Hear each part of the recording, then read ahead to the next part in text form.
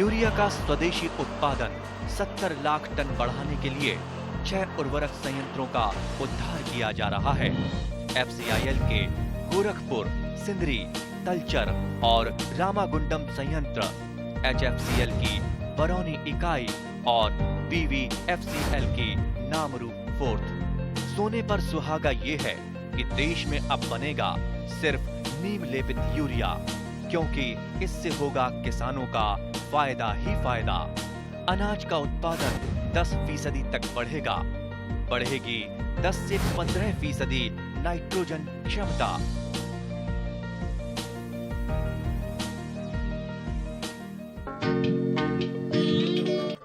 সংমিশ্ৰিত মীন পালনৰ লগত মিছা মাছ পালন এক অপেক্ষাকৃত নতুন ফলপ্ৰসূ কৌশল। ইয়াত সংমিশ্ৰিত মীন পালনত তলৰ স্তৰৰ মাছখিনিৰ পৰিৱৰ্তে অলৱণীয় জলৰ মিছা মাছ মেলা হয়। অৰ্থাৎ মিৰিকা, কমন কাৰ্প, কুঁহি, মালি আদিৰ পৰিৱৰ্তে অলৱণীয় জলৰ মিছা মাছ হেক্টৰে প্ৰতি 8,000ৰ পৰা 10,000টা পৰ্যন্ত মেলা হয়। স্মৰ্তব্য যে চাহিদা, বজাৰ দৰ, পুষ্টি, স্বাদ আদি সকলো দিশৰ পৰাই মিছা মাছ অদ্বিতীয়। সেয়েহে মিছা মাছৰ পৰা অধিক উপাৰ্জন প্ৰশস্ত হয় আৰু মীন পালকজনৰ সামগ্ৰিক আয় বহুলাংশে বৃদ্ধি পায়। বিশ্ব বেংকৰ অৰ্থ সাহায্যৰে ৰূপায়িত এপাৰ্ট আঁচনিৰ জৰিয়তে এনে কৌশল ৰূপায়ণৰ পোষকতা কৰা হৈছে। স্বাদ, পৰিপুষ্টি, বজাৰ দৰ আৰু চাহিদা আদি সকলো দিশৰ পৰা মিছা মাছ একক, অনন্য আৰু অদ্বিতীয়। সুখৰ বতৰা যে অসমৰ জলবায়ুৰ পৰিৱেশতো অলৱণীয় জলৰ মিছা মাছ পালন সম্ভৱ হৈছে আৰু ইতিমধ্যে পৰীক্ষামূলকভাৱে সংমিশ্ৰিত মীন পালনৰ লগত অলৱণীয় জলৰ মিছা মাছ পালন সম্ভৱ হৈছে, যথেষ্ট সফল হৈছে। এই কৌশলত সংমিশ্ৰিত মীন পালনৰ নিম্ন স্তৰৰ মাছখিনিৰ পৰিৱৰ্তে মিছা মাছ পালন কৰা হয় আৰু অসম কৃষি বাণিজ্য আৰু গ্ৰাম্য ৰূপান্তৰকৰণ প্ৰকল্পৰ অন্তৰ্গত এনে কৌশল ইতিমধ্যে ৰূপায়ণ কৰি থকা হৈছে। গোৱালপাৰা জিলাৰ প্ৰাকৃতাৰী মৎস্য উৎপাদন সমিতিয়ে ইতিমধ্যে 19 জন মীন পালকৰে সংমিশ্ৰিতভাৱে গঠন কৰা গোটটিয়ে এনেধৰণৰ কৌশল ৰূপায়ণ কৰি যথেষ্ট সফল হৈছে। আমি আজি জানিব চেষ্টা কৰিম তেওঁলোকৰ সফলতাৰে আঁৰৰ কাহিনী আৰু মিছা মাছ পালনৰ বিভিন্ন আনুষংগিক দিশ। আহক আমি প্ৰাকৃতাৰী মৎস্য উৎপাদক সমিতিৰ লগত কথা বতৰা পাতিম আৰু এই দিশৰ লগত জড়িত গোৱালপাৰা জিলাৰ মীন বিভাগৰ বিষয়া কৰ্মচাৰীসকলে আমাকনো কি কয় আমি জানিব চেষ্টা কৰিম। আমি লৈ যাম আপোনালোকৰ মাজলৈ, আমাৰ শ্ৰোতা দৰ্শকৰ মাজলৈ। অসম কৃষি বাণিজ্য আৰু গ্ৰাম্য ৰূপান্তৰকৰণ প্ৰকল্পৰ জৰিয়তে পৰীক্ষামূলকভাৱে আৰম্ভ কৰা এনে পালন কৌশল ৰাজ্যৰ বিভিন্ন প্ৰান্তত সফল হৈছে। কঢ়িয়াই আনিছে আশাৰ বতৰা। বিশ্ব বেংকৰ অৰ্থ সাহায্যৰে ৰূপায়িত এপাৰ্ট আঁচনিৰ জৰিয়তে 19 জন হিতাধিকাৰীক সামৰি পাকৰিতাৰী মৎস্য উৎপাদন গোটে মুঠ 5.75 হেক্টৰ জলকালিত এই কৌশল ৰূপায়ণ কৰিছে। গোৱালপাৰা জিলাৰ পাকৰিতাৰী অঞ্চলত ৰূপায়িত এই আঁচনিত ব্যক্তিগত হিতাধিকাৰীয়ে সমূহীয়া দৃষ্টিভংগীৰে কৌশল ৰূপায়ণ কৰি সফল হৈছে। আহকচোন গোটটোৰ সভাপতি আৰু সম্পাদক ক্ৰমে আমজাদ আলী আৰু সাইফুল ইছলামৰ পৰা চলিত কাম কাজৰ কিছু আভাস লওঁ। প্ৰথম অৱস্থাত ধৰক আমাৰ 22 ছেপ্টেম্বৰত মিছা মাছখিনি ছাৰহঁতে আমাক আনি দিছে। আমি প্ৰথমতে এৰি দিলোঁ। দিয়াৰ পিছত এক সুষম খাদ্য, এই খাদ্য আমি সন্ধিয়া তাৰমানে বেলি তলৰ পিছে পিছে অলপ অলপকৈ প্ৰথম অৱস্থাত দিলোঁ আমি। দিয়াৰ পিছত কিছুদিন যোৱাৰ পিছত জালি দি মাৰি চালোঁ, অলপ ডাঙৰ হৈছে আৰু কি মিছা মাছৰ নিচিনা দেখা যায়। তাৰপিছত আমি ৰাতি এনেকৈ আদাৰ দি থাকোঁতে ধৰক আজি প্ৰায় 6-7 মাহ হ'ল এইখিনি পৰ্যায়ে আহি পালে আৰু কি। মানে মোক এটা কথা কওক, প্ৰথমতে আপোনালোকে পুখুৰীটো সংমিশ্ৰিত মীন পালনৰ দৰে ঠিক ঠাক কৰি ল'লে ন? হয় ছাৰ। তাৰ পাছত কাৰ্পজাতীয় মাছখিনি মেলিলে। হয়, কাৰ্পজাতীয় কি মাছ মেলিলে? মিছা মাছ নাই মানে ৰৌ, বাহু এনেকুৱা মাছ মেলিছে? গ্ৰাছ কাৰ্প আছিল, আপোনাৰ ৰৌ আছিল। হয়। ভোকো আছিল আছিলে আৰু আপোনালোকে মিছা মাছ মেলিলে হয় স্যাৰ মিছা মাছ কিমানকে মেলিছে হিচাপটো আছে নেকি আছে 750 পিছকে আছিল পেকেটত হয় মোটত আছিল ধৰক আপোনাৰ 4 পেকেট এই হিচাপটো মানে মিন বিষয়াসকলে কৰি দিছে হয় স্যাৰ মিন বিষয়াসকলে যেনেকে আপোনালোকক বুজাই দিছে সেইমতে মেলিলে মিলিছে স্যাৰ আৰু তাৰ পাছত মিছা মাছক আপোনালোকে দৈনিক ৰাতি খাদ্য দিয়ে খাদ্য দিছে খাদ্যখিনিও বিভাগে যোগান ধৰিছে বিভাগে যোগান ধৰিছে আৰু বাকি যিখিনি আপোনাৰ কাৰ্প জাতীয় মাছ থাকিল ৰৌ বাহু এই মাছবোৰকো গ্ৰাছ কাপ এই মাছবোৰকো আপোনালোকে বেলেগকে খাদ্য দিছে হয় হয় স্যাৰ আৰু ইয়াতে চূণ বা এনেকুৱা ধৰণৰ কিবা দিব লগা হৈছে নে হয় স্যাৰ আমাৰ বিভাগে ফালৰ পৰা দিছিল আৰু জিঅ' লাইট আৰু কি দিছে জিঅ' লাইট দিছিল তাৰপিছত আৰু আপোনাৰ আৰু এটা দিছিল এইটো কি প্ৰবায়টিক দিছিলে চাওক এই কথাখিনি আপোনালোকে যে পালন কৰিলে কৰাৰ ফলত যিহেতু মিছা মাছ পালনটো একেবাৰে নতুন কথা হয় স্যাৰ অত্যন্ত শেহতীয়াভাৱে এই কৌশলটি ৰূপায়ণ কৰা হৈছে আপোনালোকে মিছা মাছৰ বাঢ়নটো কেনেকুৱা পাইছে আপোনালোকে ফল কি পাইছে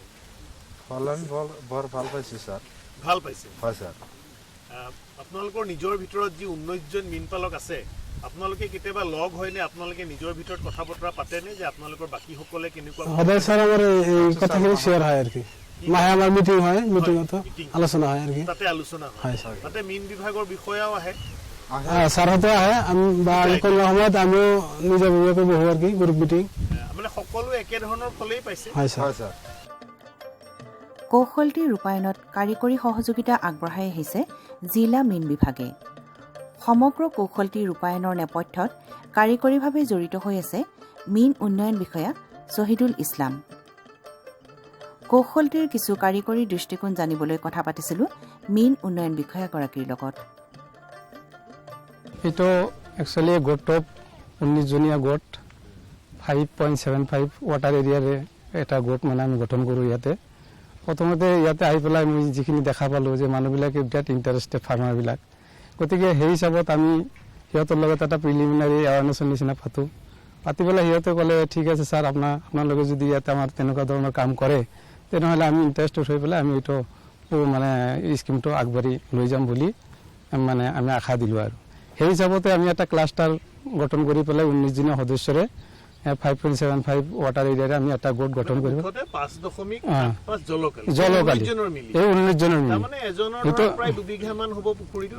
মিনিমাম 2.25 ৱাটাৰ এৰিয়াৰে মানে এটা বেনিফিচিয়াৰী মিনিমাম সেইখিনি ৱাটাৰ এৰিয়া আমি কভাৰ কৰিছোঁ তাৰ ওপৰতো 0.30 আছে 0.50 তেনেকুৱা ধৰণৰ আছে সেই হিচাপত আমি সিহঁতৰ ফিচাৰীৰ ওপৰত নিৰ্ভৰ কৰি পেলাই সেই হিচাপত আমি সিহঁতক মানে ৱাটাৰ এৰিয়াটো ভগাই দি পেলাই আমি 5.75 এটা গোট গঠন কৰোঁ আৰু সেই হিচাপতে আমি 20 ছেপ্টেম্বৰত আমি কি কৰোঁ মানে এপ্ৰুভ হোৱাৰ পিছতে DLC এপ্ৰুভ হোৱাৰ পিছতে আমাৰ গুৱাহাটী যায় জিলা পৰ্যায়ৰ সমিতিয়ে বাছনি কৰে এইটো মানে ডিষ্ট্ৰিক্ট লেভেল মানে কমিটি আছে এইটো DC বাইদেউ চেয়াৰমেন হয় তেখেতৰ থ্ৰুৱেদি আমি এইটো এটা 5জনীয়া 6জনীয়া গ্ৰুপ এটা আছে গ্ৰুপত মানে চিগনেচাৰ হোৱাৰ পিছত এইটো আমাৰ গুৱাহাটী যায় গুৱাহাটী যোৱাৰ পিছত আমাৰ যিখন ষ্টেট নোডেল অফিচাৰ ছাৰ আছে তেখেতৰ থ্ৰুৱেদি এইটো এপ্ৰুভ হৈ আহে এপ্ৰুভ হোৱাৰ পিছত আমি তাৰপিছত এটা টেণ্ডাৰ প্ৰচেছ কৰোঁ সেই টেণ্ডাৰ হিচাপত আমাৰ এই বস্তুবিলাক কি কৰা হয় যিটো মিছা মাছ প্লাছ খাদ্য বা জিঅ'লাইটছ প্ৰবায়টিক্স এইবিলাক এভৰিথিং টেণ্ডাৰৰ থ্ৰুৱেদি 3-4টা টেণ্ডাৰৰ থ্ৰুৱেদি আমি এইটো বস্তু চিলেকশ্যন কৰি তাৰপিছত বেষ্ট যিজন মানে টেণ্ডাৰৰ হয় মই চাহিদুল ডাঙৰীয়া মই জানিব বিচাৰিম সামগ্ৰীখিনি বাৰু আপোনালোকে সমূহীয়া ক্ৰয় প্ৰক্ৰিয়াৰে ক্ৰয় কৰে নিশ্চিতভাৱে তাত কিছু নীতি নিৰ্ধাৰণ বা নীতি নিয়ম থাকিব মই কৌশলটো মানে ধৰক তেওঁলোকে পুখুৰীটো প্ৰথমতে প্ৰস্তুত কৰি লয় তাৰপিছত কিমান পোনা মেলিব কিমান কাৰ্প মাছৰ পোনা মেলিব কি খাদ্য দিব প্ৰবায়টিক কেনেকে দিব লাগে এইখিনি অকমান কৈ তাৰপিছত আমি সেই হিচাপতে মানে 23 ছেপ্টেম্বৰত আমি মিছা মাছ তৈৰি কৰোঁ মানে ষ্টকিং কৰোঁ কিমান হিচাপত দিছে এইটো আমি 1875টা মানে 0.25 হেক্টৰত দিয়া হৈছিলে 1875টা কি প্ৰজাতিৰ মিছা মাছ এইটো বেনামী প্ৰজাতিৰ যিটো মিছা মাছ আছিলে এইটো অলবনীয় জলৰ মানে মিছা মাছ হয় সেইটো আমি ইয়াতে ষ্টক কৰিলোঁ সেইটো আমি প্ৰথমে যেতিয়া ষ্টক কৰিলোঁ তেতিয়া আমি কি কৰোঁ যিখিনি এৰিয়াত আমি পোনাখিনি এৰি দিছিলোঁ তাতে সল্টিৰ নিচিনা অলপ এটা আমি মানে নিমখীয়া এটা পৰিৱেশ কৰি পেলাই তাতে আমি এটা এইটো এটা নিমখীয়া যিহেতু নিমখৰ পানীৰ পৰা এইটো বস্তু চেলাইনিটি লাহে লাহে ল' কৰি পেলাই এই বস্তুটো এটা মানে পৰ্যায় 1-2 বা 0 লেভেললৈ লৈ আহিছে গতিকে সেইটো এটা পৰিৱেশটো যদি আমি সল্টি কৰি লওঁ তেতিয়া সিহঁতৰ একমিশ্যনটো ভাল হয় আৰু সেই হিচাপতে আমি এই প্ৰচেছটো তেতিয়া আৰম্ভ কৰিছোঁ সেই হিচাপতে আমি ষ্টকিংটো কৰি দিম ইয়াৰ আগতে আমি মানে পনটো প্ৰিপাৰেশ্যন কৰি লৈছিলোঁ।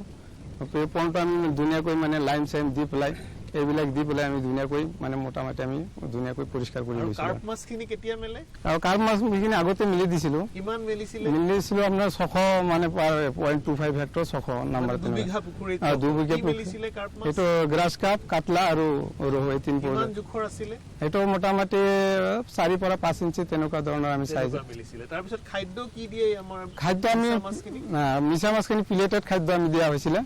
প্লেটেড খাদ্য এইটো মানে আপোনালোকে যোগান ধৰিছে? সেইটো আমি যোগান ধৰিছিলোঁ 25% প্ৰটিন থকা মানে সেইটো ৰাতি দিব লাগে নেকি? সেইটো ৰাতি দিব লাগে। ৰাতিৰ ফিডিংটো ভাল হয়। দিয়াৰ নিয়মটো বেলেগ নেকি? দিয়াৰ নিয়মটো বেলেগ মানে আমি তেনেকুৱা এটা চিষ্টেম সিহঁতক বনাই দিছিলোঁ যে এইটো ওজনত এনেকুৱা দিব লাগিব। এইটো হিচাপত মানে যিটো চাইজ হ'ব সেই চাইজ ইনক্ৰিজ হৈ যায় খাদ্যখিনি। অপেক্ষাকৃতভাৱে নতুন এই কৌশলটি ৰূপায়ণত জিলাখনৰ মীন বিভাগৰ সমূহ বিষয়া কৰ্মচাৰী হৃদয়ৰ তাগিদাৰে জড়িত হৈ আছে। হিতাধিকাৰীক সজাগ আৰু সচেতন কৰাৰ লগতে সামাজিকভাৱে সংগঠিত কৰিবলৈ বিভাগে চেষ্টাৰ ত্ৰুটি কৰা নাই। সমান্তৰালভাৱে সফলতাৰ পনিক্ৰিয়াৰ সুবাস জিলাখনৰ আন অঞ্চলত বিলাই দিবলৈ প্ৰয়াস অব্যাহত ৰাখিছে। জিলাখনৰ আন এজন মীন উন্নয়ন বিষয়া জয়ন্ত দাসে জনাইছিল এনেদৰে। আমাৰ বৰ্তমান যিটো গোৱালপাৰা জিলাৰ আমাৰ মীন বিভাগৰ তৎপৰতাত ইতিমধ্যে আমাৰ যিটো এপাৰ্টৰ আঁচনি চলি আছে মিছা মাছৰ যিটো খেতি, এইটোত খুবেই মানে আশাপ্ৰদ হৈছে। এতিয়ালৈ আমি যিখিনি ফলাফল পাইছোঁ ভালেই পাইছোঁ আৰু আমি ভাবোঁ এইটো এটা প্ৰদৰ্শনমূলক প্ৰকল্প যিহেতু, গতিকে এইটো দেখি পেলাই আমাৰ বিভিন্ন ধৰণৰ এনেকৈ FPG আগুৱাই আহক আৰু ইতিমধ্যে আহিছেও। আৰু এই ক্ষেত্ৰত আমাৰ জিলা উন্নয়ন বিষয়া লগতে আমাৰ ক্ষেত্ৰৰ বিষয়াসকল ওতঃপ্ৰোতভাৱে জড়িত হৈ আছে আৰু তেখেতসকলৰ ঐকান্তিক প্ৰচেষ্টাত হয়তো আৰু অদূৰ ভৱিষ্যতে মিছা মাছৰ অধিক উৎপাদন কৰিবলৈ সক্ষম হ'ব। কিন্তু এটা কথা, ইয়াত কিছু কাৰিকৰী কথা বতৰা জড়িত হৈ আছে। সেই কাৰিকৰী কথা বতৰাখিনি মীন পালকৰ মাজলৈ লৈ যাবৰ বাবে আপোনালোকৰ বিভাগীয় প্ৰচেষ্টা কেনেধৰণৰ? আমি কাৰিকৰী দিহা পৰামৰ্শখিনিৰ ক্ষেত্ৰত এই যিটো আঁচনি আমাৰ এপাৰ্ট বুলি কৈছোঁ আমি ইংৰাজীতে চমুকে, অসম কৃষি বাণিজ্য আৰু গ্ৰাম্য ৰূপান্তৰকৰণ যিটো প্ৰকল্প, এই আঁচনিটো লোৱাৰ আগতে প্ৰথমতে আমি যিখিনি ফাৰ্মাৰ আছে বা মীন পালক আছে, এই মীন পালকখিনিক আমি একত্ৰিত কৰা যায় আৰু তেওঁলোকৰ ব্যক্তিগত পুখুৰীখিনি লগ লাগি এটা থোপ কৰা যায়, অৰ্থাৎ ইংৰাজীত আমি ক্লাষ্টাৰ বুলি কওঁ। গতিকে এই থোপ কৰি পেলাই তেওঁলোকক আমি এটা সজাগতা সভা এখন আয়োজন কৰোঁ। আমি তেওঁলোকৰ FPGৰ ছেক্ৰেটাৰী প্ৰেছিডেণ্ট তেওঁলোকে নিৰ্বাচন কৰে। ঠিক তেনেকৈ ছেক্ৰেটাৰী প্ৰেছিডেণ্টৰ তেখেতসকলৰ বিভিন্ন ধৰণৰ ভূমিকা আছে ইয়াতে, আৰু সেইমতে এটা সজাগতা সভা কৰাৰ পিছত কাৰিকৰী দিহা পৰামৰ্শখিনিৰ বিষয়ে আমি আলোচনা কৰোঁ আৰু সেইমতে আমি চৰকাৰৰ যিটো নীতি নিৰ্দেশনা মানে গাইডলাইন মতে আমি কামত অগ্ৰসৰ হওঁ। পৰৱৰ্তী সময়ত আঁচনিখন ৰূপায়ণ হৈ থকাৰ সময়ত সেই কাৰিকৰী পৰামৰ্শখিনি দিবৰ কাৰণে আপোনালোকে নিশ্চিতভাৱে মাজে মধ্যে ইয়াত আহিব লগা হয়? নিশ্চয় নিশ্চয়। আমি মাজে সময়ে বুলি ক'লে ভুল হ'ব, আমি সঘনে আহিবলগীয়া হয়। আমাৰ ক্ষেত্ৰৰ বিষয়াসকল ইয়াতে সঘনে জড়িত হৈ আছে আৰু এই এপাৰ্ট আঁচনিৰ লগত আমাৰ চৰকাৰৰ ফালৰ পৰা অতিৰিক্তভাৱে আমাৰ যিখিনি ব্লক মানে প্ৰত্যেক উন্নয়ন খণ্ডত যিখিনি মীন উন্নয়ন বিষয়া আছে তেখেতসকলৰ উপৰিও এই এপাৰ্টৰ অধীনত আকৌ আমাৰ স্পেচিয়েলি মানে বিশেষভাৱে আৰু দুজন বিষয়া ইয়াত জড়িত হৈ আছে, এজন টেকনিকেল এক্সপাৰ্ট আৰু এজন ইঞ্জিনিয়াৰিং কনচালটেণ্ট। গোটেইখিনি আমাৰ উমৈহতীয়া প্ৰচেষ্টাতহে এই আঁচনিটো আমি সফলতাখিনি আমাৰ নিৰ্ভৰ কৰে। এতিয়ালৈকে আপোনালোকে যিখিনি সফলতা পাইছে সেইখিনি চাই ওচৰ পাজৰৰ আন ব্যক্তি বা এই সফলতাখিনি জিলাখনৰ আন মীন পালকৰ মাজলৈ লৈ যাবৰ বাবে আপোনালোকে কিবা প্ৰয়াস চলাইছে নেকি? আমি প্ৰয়াস কৰিছোঁ আৰু সেইমতে আমি পাব্লিচিটি কৰিছোঁ, নকৰা নহয়। আৰু এখেতসকলৰ ইয়াতে আমাৰ যিটো সংমিশ্ৰিত মীন পালনৰ লগতে যিটো মিছা মাছৰ প্ৰযুক্তি, এইটো যথেষ্ট আশাপ্ৰদ হৈছে আৰু এইটো চাবৰ কাৰণে আমাৰ বিভিন্ন ঠাইৰ পৰা আমি এণ্টাৰপ্ৰেনাৰ্ছ কিছুমান আহিছে, নহা নহয়। গতিকে তেওঁলোকেও এইটো দেখি পেলাই খুবেই ভাল পাইছে আৰু আমি আশা কৰোঁ যে তেওঁলোককো আমি সেনেকৈ পৰৱৰ্তী সময়ত আমাৰ খৰমুজা উন্নয়ন খণ্ড এইটো যিহেতু অন্তৰ্গত, আমাৰ খৰমুজা উন্নয়ন খণ্ডৰ অন্তৰ্গত এনেকৈ আৰু কিছুমান যদি আমি FPG ফৰ্মেশ্যন কৰিব পাৰোঁ তেওঁলোকো নিশ্চয় উপকৃত হ'ব। আৰু বিশেষকৈ মই এটা কথা অনুভৱ কৰোঁ যে আমাৰ আনএমপ্লয়ড আমাৰ যিটো নিবনুৱাখিনি কিছু পৰিমাণে হ'লেও ইয়াতে সফলতা অৰ্জন কৰিব পাৰিব, চাকৰিমুখী হ'ব নালাগে। মিছা মাছৰ পৰা সংমিশ্ৰিতভাৱে কাৰ্প পালন এক নিৰ্দিষ্ট পৰিক্ৰমাৰ অন্তৰ্গত। সকলোখিনি হিতাধিকাৰীসকলক প্ৰদৰ্শনৰে ক্ষেত্ৰত বুজাই পাৰদৰ্শী কৰি তোলা হয়। সফল প্ৰদৰ্শন সফল ৰূপায়ণৰ অন্যতম চালিকা শক্তি। এইটো হ'ল জিঅ'লাইট হয়। এইটো মানে পানীত ছটিয়াই দিয়া হয় তো পানীত ছটিয়াই দিয়ে ছটিয়াই দিয়ে মাহেকত দিব লাগে মাহেকত দিব লাগে মানে 2 কেজি পাৰ বিঘা তেনেকৈ দিলে মানে প্ৰতি বিঘাত 2 কেজি হিচাপত প্ৰতি মাহত দিব লাগে হয় ঠিক আছে তাৰপিছত তাৰপিছত আমি এটা প্ৰবায়টিক্স আছে হয় এইটো প্ৰবায়টিক্সে মানে আমি খাদ্য আৰু মলাছেছ যিটো মানে মলাছেছ আৰু প্ৰবায়টিক্স দুটা মিক্স কৰি পেলাই মানে মোলাছেছ মানে গুড় যিটো লালি গুড় লালি গুড় হয় সেইটোৰ লগত এইটো মিক্স কৰি দিয়া হয় মিক্স কৰাৰ পিছত কিমানৰ লগত কিমান মিক্স এইটো যদি আমি 500 গ্ৰাম দিওঁ তেনেহ'লে সেইটো 500 গ্ৰাম আধা কেজি সেইটো 1 কেজি 1 কেজি লালি গুড় আৰু প্ৰতি মাহত কিমান দিব লাগে প্ৰতি মাহত একচুৱেলি আমি খাদ্যৰ লগত মিক্স কৰি লওঁ এটা মানে মিক্স কৰি পেলাই এসপ্তাহৰ কাৰণে যে এইখিনি দিব লাগে আৰু সেইখিনি হিচাপত আমি মানে খাদ্যৰ প্ৰিপাৰেচন কৰি লওঁ মানে এই গোটেই বস্তুটো আপুনি প্ৰবায়টিকটো গুড়ৰ লগত মিহলাই আকৌ খাদ্যৰ লগত মিহলাই দিব খাদ্যৰ লগত মিহলাই এইটো প্ৰয়োগ কৰিলে ভাল ৰিজাল্ট পোৱা যায় ভাল ফল যায় মাহেকত কিমান দিব লাগে মাহেকত তেনেকুৱা আমাৰ মানে এটা এষ্টিমেট তেনেকুৱা নাই আমি যেতিয়া খাদ্যটো ইউজ কৰোঁ সেই হিচাপত এটা কোৱান্টিটি মিলাই ল'ব লাগে পৰিস্থিতি সাপেক্ষে যে আজি 2 কেজি খাদ্য লাগিব সেই হিচাপত 100 গ্ৰাম হয়তো এইটো দিলোঁ আমি প্ৰবায়টিক দিলোঁ বা গুড়টো ইমানখিনি দিলোঁ আৰু দি পেলাই সেইটো মিক্স কৰি আমি কৰিব লাগে এপ্লাই মানে খাদ্য ফিটিং কৰিব লাগে হয় আৰু তাৰপাছত আৰু কি তাৰপিছত আছে আমাৰ এটা ইমিউন ভিটামিন এটা আছে ভিটামিন এইটো খাদ্যৰ লগতো ব্যৱহাৰ কৰিব পাৰি খাদ্যৰ লগত মিক্স কৰি পেলাই দিলে সেইটো ভিটামিনটো মানে যিটো খাদ্য আপোনালোকে দিয়ে মিছা মাছৰ বাবে তাত এইটো মিহলাই দিয়ে কিমান মিহলাই দিয়ে এইটো মানে যদি 5 কেজি হয় তেতিয়া 100 গ্ৰাম বা 50 5 কেজি খাদ্যৰ লগত 100 গ্ৰাম তেনেকৈ মিক্স কৰি এই হিচাপে সদায় দিব লাগে নে মাজে মাজে দিব লাগে মাজে মাজে মানে সদায় ইউজ কৰা যেতিয়া মানে পুৰণৰ মানে যিটো হেল্থটো সেইটো চাই পেলাই তেতিয়া আমি এইটো ইউজ কৰিব পাৰিম মানে তেনেকুৱা পজিশনটো মানে যদি দেখিছে যেনেকৈ আমাৰ মানুহৰ ক্ষেত্ৰত যে মানুহজন অকমান দুৰ্বল হৈছে অকমান ভিটামিন প্ৰয়োজন হৈছে নহয় তেতিয়া আমি এইটো ভিটামিনটো তেতিয়া মানুহজন সুস্থ হৈ আছে ভিটামিনৰ দৰকাৰ নহ'ব ঠিক কথাটো তেনেকুৱা নহয় তেতিয়া যেতিয়া কষ্ট প্ৰডাকশ্যনৰ কথা আছে যেতিয়া মানে বস্তু এটা কৰিব যায় তেতিয়া মানে যিটো কষ্ট পৰিব সেইটো আমি কণ্ট্ৰল কৰিব লাগিব সেই কথাটো আহি পৰে সেইকাৰণে আমি এইটো হেল্থৰ ওপৰত ডিপেণ্ড কৰি পেলাই এইটো ফিডৰ লগত এইটো ইউজ কৰি থাকোঁ আৰু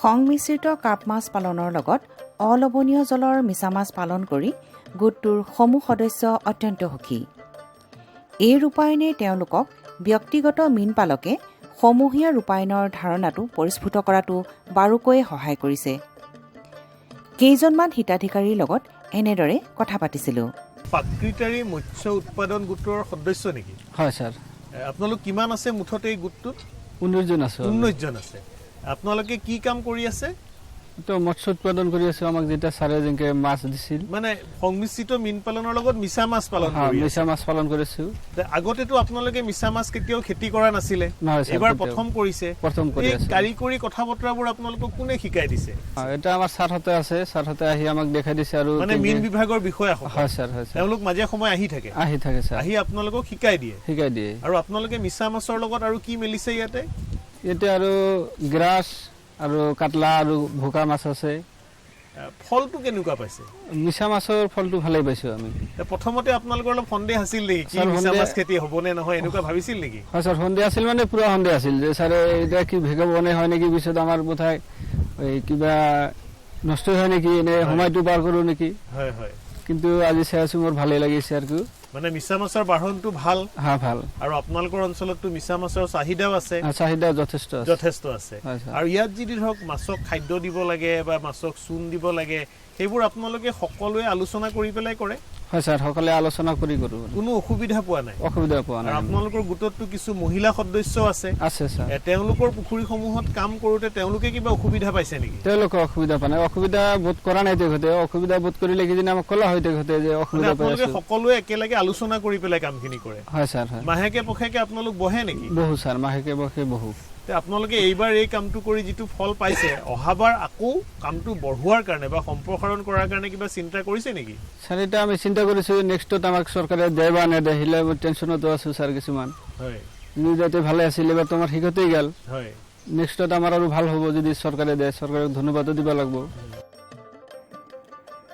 সংমিশ্ৰিত মীন পালনৰ লগত অলৱণীয় জলৰ মিছা মাছ পালন সময়ৰ আহ্বান এনে কৌশল ৰূপায়ণ কৰি মীন পালকজন অধিক লাভৱান হোৱাৰ থল থাকে যাৱতীয় দিহা পৰামৰ্শ বা কাৰিকৰী সহযোগিতাৰ বাবে সংশ্লিষ্ট মীন কাৰিকৰী বিষয়াৰ লগত যোগাযোগ বাঞ্ছনীয়